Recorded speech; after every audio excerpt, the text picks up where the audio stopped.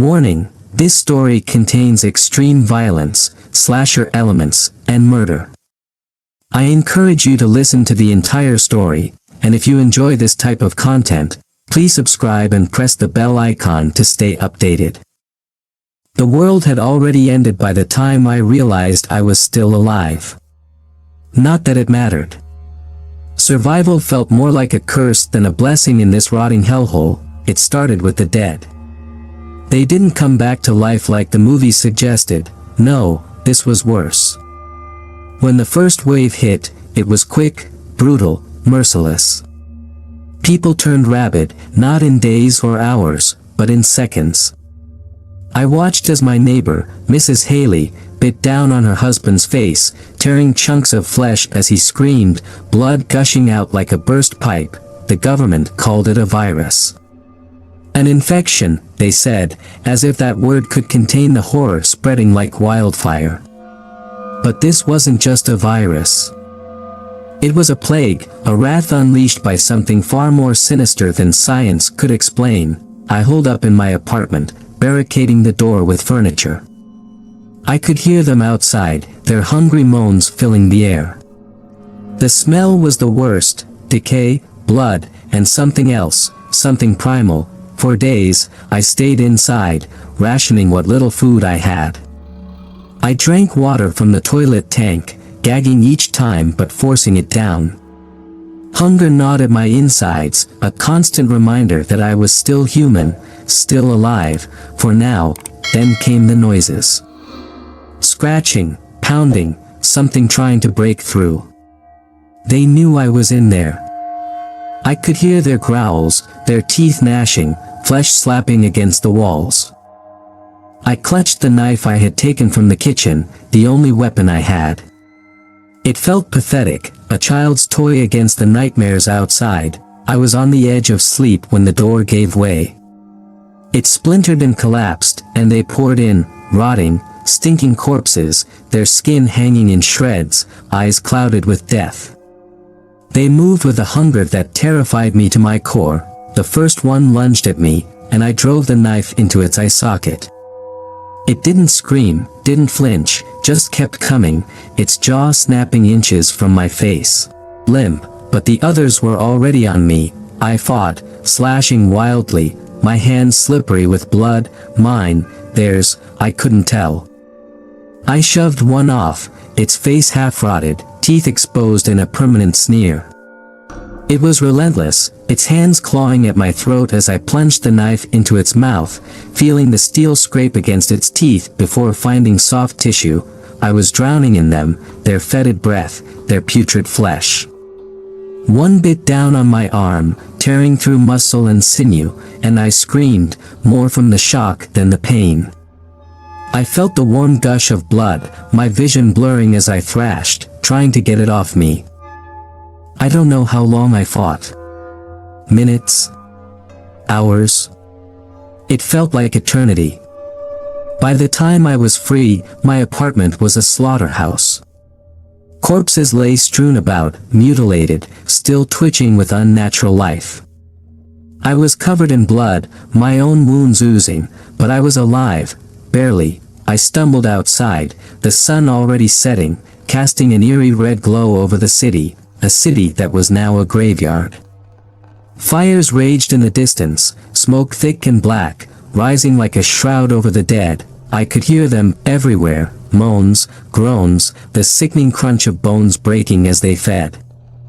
The streets were littered with bodies, torn apart, gnawed on, half-eaten. Some were still moving, dragging themselves along the pavement. Intestines trailing behind like grotesque ribbons. I limped through the carnage, every step a struggle. My vision was narrowing, my head swimming. I knew the bite was bad, that the infection was spreading, but I couldn't stop. I didn't want to stop. Then I saw her, a little girl, no older than 8, her face smeared with blood. She was kneeling beside what used to be her mother, pulling at the entrails, stuffing them into her mouth like candy. I felt a wave of nausea, bile rising in my throat. She looked up at me, her eye or start on me. "Do it," I whispered, my voice a broken rasp. End this." She stared at me for a moment, then went back to her feast. I stumbled away, the world spinning, my legs giving out beneath me. I collapsed in the middle of the street, the blood-soaked asphalt cold against my cheek. I could feel it now, the infection crawling through my veins, turning my blood to sludge, my muscles to jelly. My heartbeat slowed, each thud weaker than the last, and as the darkness closed in, I heard them coming. Dozens of them, their footsteps echoing through the empty streets. They would find me soon. And when they did, I would be one of them. This was it, the end.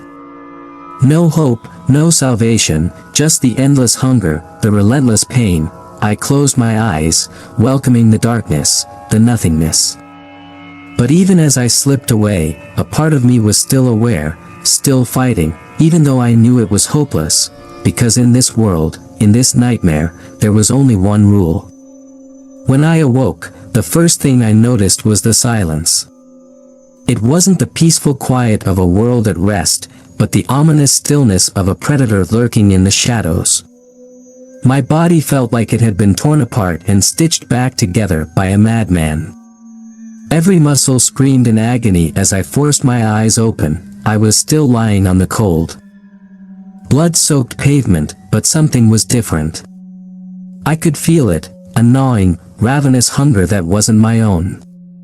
It clawed at my insides, demanding to be fed. My skin was cold, clammy, as if the life had been drained from it. And then I remembered, the bite, the infection. I was one of them now, but I wasn't dead. Not yet. Somehow, against all odds, I was still here, trapped in a body that was no longer mine. I sat up, my movements slow and awkward, like a puppet on broken strings. My vision was blurry, tin and smoke. I looked down at my hands. They were pale, almost gray, with black veins pulsing beneath the surface. My fingernails were cracked and dirty, caked with dried blood, some of it mine, some of it theirs. I flexed my fingers, half expecting them to disobey me, but they responded, albeit sluggishly. I staggered to my feet, swaying as I tried to find my balance. The hunger was growing stronger, more insistent. It wasn't like regular hunger, it was an all-consuming void, a black hole in my gut that demanded to be filled with flesh, blood, anything. I tried to resist it, but the need was overwhelming. Like a primal instinct I couldn't control, I stumbled down the street, past the mangled corpses, my legs barely supporting my weight. The city was a wasteland, the sky dark with ash and smoke. Fires burned in the distance, the flickering flames casting eerie shadows over the ruins. The stench of death was everywhere, a suffocating blanket of decay and rot. As I moved through the desolate streets, I began to notice others like me, half dead, half alive, staggering through the wreckage. Their eyes were glazed, vacant, but there was a flicker of something in them, something that made my blood run cold. They weren't mindless, they were aware, conscious, trapped in the same living hell as I was. I tried to avoid them, but they followed me, drawn to the scent of fresh blood. I could feel their hunger, their desperation, mirroring my own. They were like wolves circling a wounded animal, waiting for the moment to strike. The pain in my arm flared up again, hot and searing, and I looked down to see the bite wound festering, oozing a thick, black fluid. The sight of it made me gag, but the hunger overpowered the nausea. My body was shutting down, turning against me, but my mind was still intact, barely. I needed to eat, to feed. The thing I feared made me sick to my core. I was caught in a nightmare with no way out, no hope of escape. That's when I saw her. She was standing in the middle of the street, a lone figure in a sea of death. Her clothes were tattered, covered in dirt and blood, but she was alive, uninfected. She looked at me with wide, terrified eyes, clutching a rusted pipe in her hands. I could see her trembling, her chest rising and falling rapidly as she tried to catch her breath. She must have been about my age, maybe a few years younger. Her face was smeared with grime, her hair a tangled mess, but there was a fierce determination in her eyes. A will to survive that I envied. For a moment, I thought about warning her, telling her to run, to get as far away from me as possible. But the hunger, the need, was too strong. It twisted my thoughts, turning them into something dark and monstrous. I took a step toward her, and she flinched, raising the pipe defensively. The sight of her fear, the smell of her sweat, triggered something in me, something primal. My mouth watered, and I could feel my teeth sharpening, my gums itching with the need to tear, to bite, to feast. No, no. I whispered, barely recognizing my own voice. It was low, guttural, more like a growl than words. Get away. Run. She didn't move. Maybe she didn't understand. Or maybe she was too scared to react. Her eyes flicked to the corpses on the ground, then back to me. I could see the realization dawning on her, the horror of what I was, what I had become, and still, I couldn't stop. I lunged at her, faster than I thought possible. My body moved on its own, driven by the insatiable hunger. She swung the pipe, but it was too late. I grabbed her wrist, twisting it with inhuman strength until I heard the bone snap. She screamed, a high-pitched wail of agony, but I didn't care. As I leaned in, my teeth inches from her throat. I could feel her pulse beneath my fingers, the warmth of her skin, the life still clinging to her. No, please. She begged, tears streaming down her face. Don't. But I was too far gone. I bit down, hard, feeling the hot rush of blood fill my mouth, the soft flesh tearing under my teeth. Her screams were muffled now, fading as I fed. The taste of her blood, her flesh, was ecstasy, a blissful release from the pain, the hunger. I devoured her, tearing into her like a wild animal, my mind blank with the need to consume.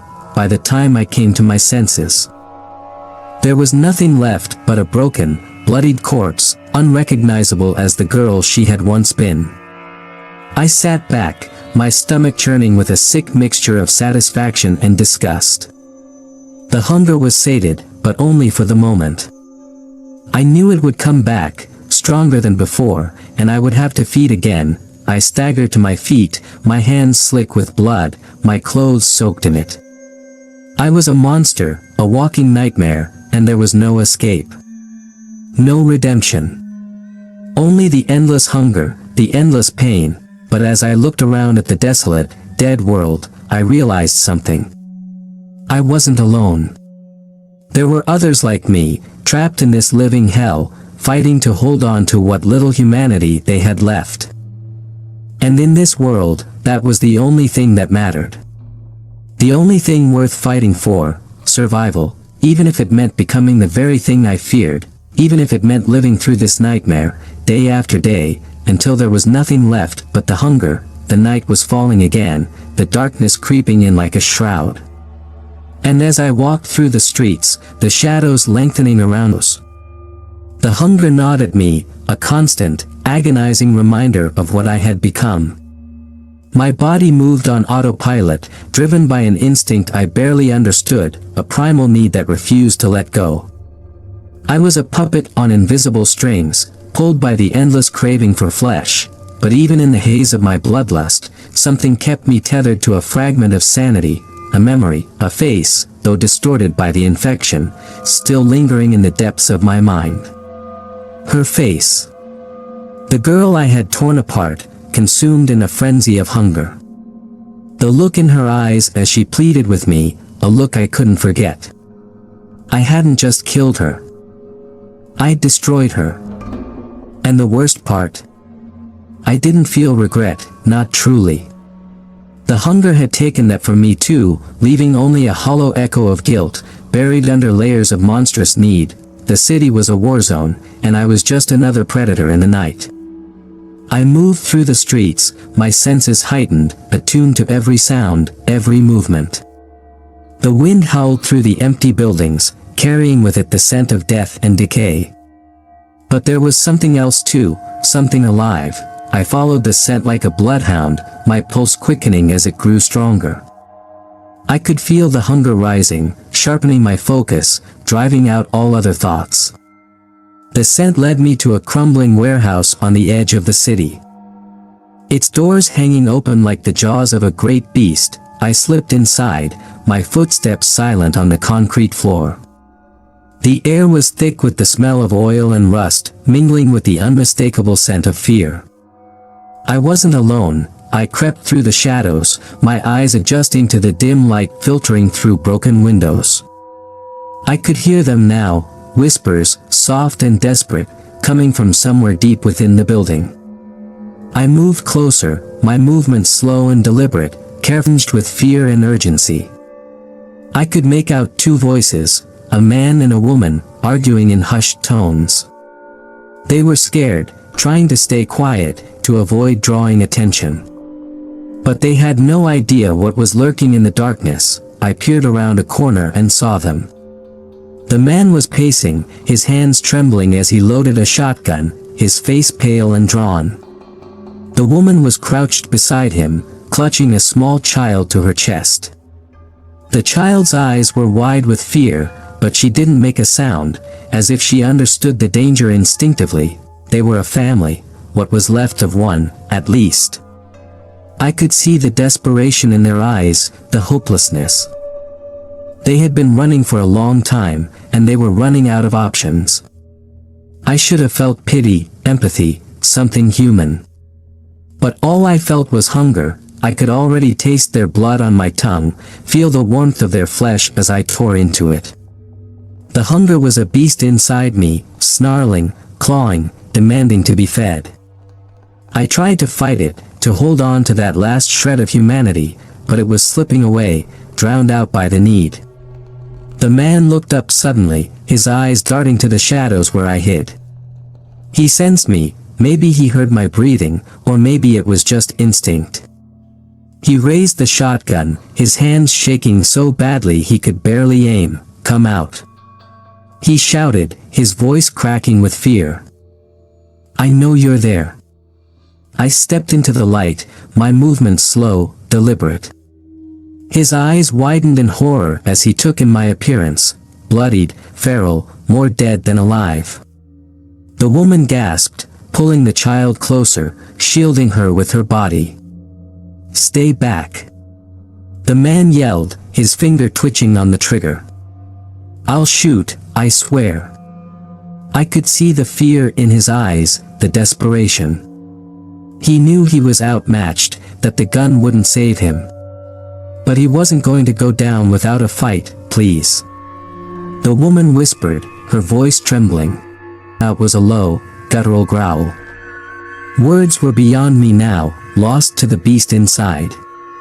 The man's grip tightened on the gun, his knuckles white. "I'm warning you," he shouted, his voice rising in panic. "I'll shoot." I lunged, the shotgun blast echoed through the warehouse, deafening in the confined space. The force of the shot knocked me back, tearing through my shoulder, but the pain barely registered. The hunger drowned out everything, driving me forward, relentless. I was on him before he could fire again, my hands closing around the barrel of the gun. He struggled, trying to pull away, but I was too strong. I wrenched the gun from his grasp and tossed it aside, my eyes locked on his. I could see the terror there, the realization that this was the end. I slammed him against the wall, my teeth bared, saliva dripping from my mouth. He struggled, kicking and punching, but it was useless. I was beyond pain, beyond reason. All that mattered was the hunger. I tore into him, my teeth sinking into his throat, ripping through flesh and muscle. His blood sprayed across my face, warm and metallic, and I drank it in, savoring the taste. His screams were muffled, gurgling as his lungs filled with blood, but I didn't stop. I couldn't stop. The woman screamed, a high-pitched, hysterical sound that cut through the fog of my mind. I turned to her, my eyes wild, blood dripping from my mouth. She backed away, her grip on the child tightening, but there was nowhere to go. I lunged at her, my hands outstretched, but she surprised me. She didn't run. Instead, she pushed the child behind her and stood her ground, tears streaming down her face. No. She screamed, her voice breaking. You won't take her. You won't. Her defiance gave me pause, just for a moment. Something flickered in the back of my mind, a memory of what I had once been. Toward her, slowly, deliberately. She was shaking, her eyes wide with terror, but she didn't back down. She raised her fists, as if she could fight me off with sheer willpower alone, but it was futile. The hunger was too strong. I grabbed her by the throat, lifting her off the ground. She kicked and thrashed, but it only excited the beast inside me, fueling the need to consume, to destroy. I hesitated for just a moment, looking into her eyes. There was no hatred there, no anger. Only fear, and a deep, desperate love for the child she was trying to protect. It was that love that broke through the fog of my mind. That flicker of humanity I had thought long dead, but it was too late. The hunger was insatiable, relentless. It drove me forward, crushing her windpipe with a single squeeze. Her eyes widened in shock, her hands clawing at mine, but I didn't let go. I couldn't. The hunger wouldn't allow it. I ripped her throat out, the flesh tearing like wet paper, and drank in the hot rush of blood. Her body went limp, her eyes glazing over, but I didn't stop. I couldn't stop. It wasn't until the child's screams pierced the air that I came back to myself, the fog lifting just enough for me to see what I had done. The woman's body lay at my feet, a lifeless, bloodied heap. The man was dead too. His throat torn open, his eyes staring blankly at the ceiling, and the child, she stood there, her tiny body trembling, tears streaming down her face. She didn't scream anymore, she just stared at me, her eyes wide with horror. The smell of her fear, her innocence, was intoxicating, but it also sickened me. I could feel the hunger rising again, demanding that I finish what I had started. But something deep inside me, some last vestige of humanity, held me back. I took a step toward her, and she flinched, backing away. I clawed at me, urging me to take her, to end her suffering, to consume her flesh. But I couldn't do it. I couldn't bring myself to take another innocent life. Not this one. I backed away, my heart pounding in my chest, the hunger screaming in my mind. I turned and ran, fleeing into the night, away from the child, away from the horror I had unleashed. The hunger was still there, gnawing at me, driving me forward. But as I ran, I made a vow, a promise to myself, to the child I had spared. I would fight the hunger. I would fight the beast inside me. No matter how hard it was, no matter how much it hurt. I would find a way to survive, to hold on to what little humanity I had left, because in this world, in this nightmare, there was still something worth fighting for. Something worth saving. And the night was endless, an abyss of darkness stretching on as I stumbled through the streets, the city a decaying carcass around me. The hunger was still there, gnawing at my insides like a ravenous beast, but something was different now. A sliver of control, a shred of defiance, had surfaced, a fragile thread holding me back from total madness. I had spared the child. I had made a choice. It was a small victory, a fleeting moment of humanity in a world that had lost all sense of the word. But it was enough to give me hope, if only for a moment. The hunger roared in protest, but I kept moving, forcing my legs to carry me away from the carnage I'd left behind. My mind was a battleground, the beast inside me clawing for dominance, but I was still here. Still fighting. The city was silent, the only sounds my ragged breathing and the distant crackle of flames devouring what was left of civilization. I didn't know where I was going. There was no safe place, no refuge from the horror that had consumed the world. End to this nightmare, I passed through the skeletal remains of buildings, their windows shattered like the hollow eyes of the dead. The streets were littered with bodies, some long decayed, others fresh, their blood still pooling on the pavement. The stench was overwhelming, a foul mix of rotten death that clung to the air like a suffocating blanket. As I moved deeper into the city, the hunger grew stronger, more insistent. It whispered to me, seductive and relentless, urging me to feed, to give in to the beast. I clenched my fists, nails digging into my palms until they bled, trying to drown out the voice, trying to hold on. And then I heard it, faint, barely audible over the howling wind. A sound that didn't belong in this dead city. A voice, soft and melodic, humming a tune that sent chills down my spine. I followed the sound, my heart pounding in my chest. The hunger pulsed with anticipation, but I pushed it down, focusing on the melody, the faint glimmer of something other than death in this wasteland. The voice led me to a church, its facade cracked and crumbling, ivy creeping up its walls like veins. The doors were ajar, creaking on rusty hinges as the wind blew through them. The melody was clearer now, a lullaby, haunting and beautiful, echoing through the empty streets. I stepped inside. My senses on high alert. The interior of the church was a stark contrast to the devastation outside. The pews were intact, though covered in a thick layer of dust, and the stained glass windows still cast eerie, multicolored light onto the stone floor. At the altar, a figure knelt, shrouded in darkness. The humming stopped as I approached, replaced by a soft, lilting voice. "Welcome," the figure said, their voice echoing in the empty hall. "I've been waiting for you." I stopped, my body tense, ready for anything. "Who are you?" Woman, her face obscured by a veil of long, dark hair. Her clothes were simple, a white dress stained with blood at the hem. She was eerily calm, her movements slow and deliberate, as if she were in no hurry, as if time itself had no meaning here. "Does it matter?" She replied, her tone serene, almost soothing. "We are all the same now, aren't we? Lost souls, wandering this forsaken world, clinging to the last shreds of our humanity." I narrowed my eyes, the beast inside me growling, sensing danger. "What do you want?" She smiled, a sad, wistful smile.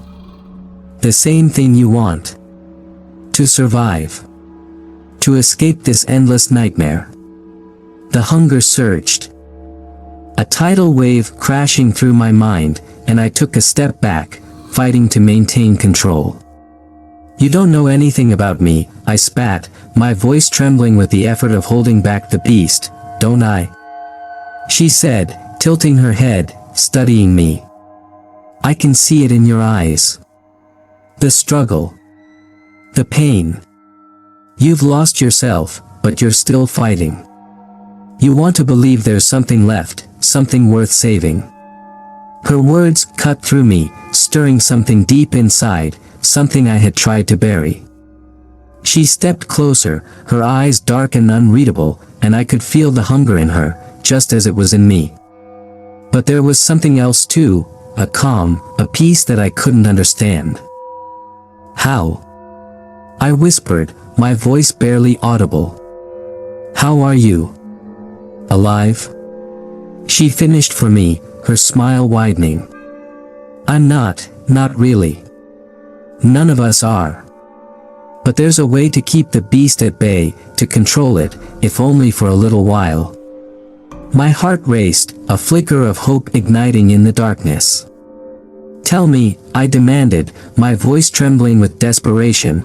She reached out, her hand hovering inches from my chest. "It's simple," she said softly. "You have to embrace it, let the hunger become a part of you, without letting it consume you. It's the only way," she insisted, her voice gentle, yet firm. "You've already begun to change, to adapt. The hunger is part of you now, but it doesn't have to control you. You can learn to control it." I stared at her, my mind racing, torn between the hunger and the faint hope she offered. "Why would you help me?" I asked, suspicion creeping into my voice. "Because I see myself in you," she replied, her eyes locking onto mine. "I see the struggle, the fight. I've been where you are, and I know how it feels to lose everything, to be consumed by the darkness. But I also know there's a way out. A way to survive." Her words resonated with me. A lifeline in the sea of despair. But there was something else, something she wasn't telling me. "What aren't you saying?" I pressed, narrowing my eyes. She hesitated, her calm facade slipping for just a moment. "There's a price," she admitted, her voice barely a whisper. "To control the hunger, you have to feed it. But not on just anything. It has to be special." My blood ran cold. "What do you mean, special?" She stepped closer, her voice dropping to a conspiratorial whisper. "The hunger craves life, but it's more than just flesh and blood. It needs something pure, something untouched by the darkness. It needs the essence of innocence." The realization hit me like a freight train. The child. The one I had spared. She was talking about the child. "No," I said, shaking my head, backing away. "I won't do it. I can't." Her eyes softened, filled with a sorrow that mirrored my own. "I understand," she said quietly. "But the choice is yours. Control the hunger, or let it consume you. There's no other way." I turned away from her, my mind reeling, the hunger gnawing at my resolve. The beast inside me roared, furious, desperate for sustenance, but I couldn't do it. I couldn't take an innocent life, not after everything I'd done. A woman's voice followed me, haunting, echoing through the empty halls of the church. "Remember," she called after me, her tone both warning and plea, "the hunger will never stop. It will only grow stronger. And if you don't feed it, it will find a way to feed itself." I didn't look back. I couldn't. I stumbled out of the church, the darkness of the night enveloping me once more. The hunger was a beast, caged but restless, pacing in my mind, clawing at the bars, demanding to be freed, but I had made my choice. As I wandered the streets, the memory of the child's terrified eyes haunted me, a reminder of what I had spared, of what I could still lose. The hunger would never stop. And neither would the fight. But I would keep fighting, as long as I could, as long as there was a chance to hold on to whatever shred of humanity I had left. The city was silent now, the echoes of the past fading into the void. But somewhere in the distance, I heard a faint sound, a child's cry, carried on the wind, so soft I almost didn't hear it. I froze, my heart pounding in my chest, the hunger surging with renewed intensity. The beast inside me stirred, licking its lips, waiting for me to make the next move. But I stood my ground, fists clenched, teeth grinding as I fought back the tide, the urge to follow the sound, to feed. I wouldn't give in, not yet, not now. The night stretched on. Endless, suffocating, the city a tomb of the lost and the damned. And as I stared into the darkness, I knew that the battle was far from over.